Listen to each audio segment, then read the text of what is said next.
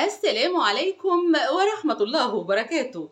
حبايبي أحلى متابعين في الدنيا، زي ما وعدتكم من يوم الخميس هنزل لكم بفيديو أقول لكم فيه على صاحبة الحظ السعيد اللي فازت معانا بالدريس السواري القمر.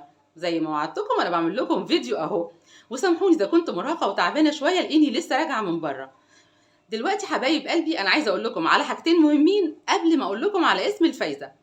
الحاجة الأولانية إن بجد التجربة كانت ناجحة جدا بالنسبة لي وحبيتها قوي، حبيتها لدرجة إني ناوية أكررها معاكم تاني سواء في ميك اب اكسسوارز أيا مكان، المهم يكون في بينا تواصل كده.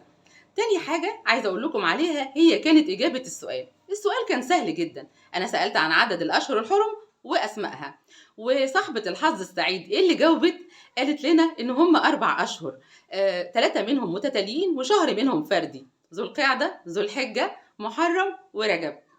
وصاحبة الحظ السعيد اللي فازت معانا بالدريس السواري القمر هي آية رفعت.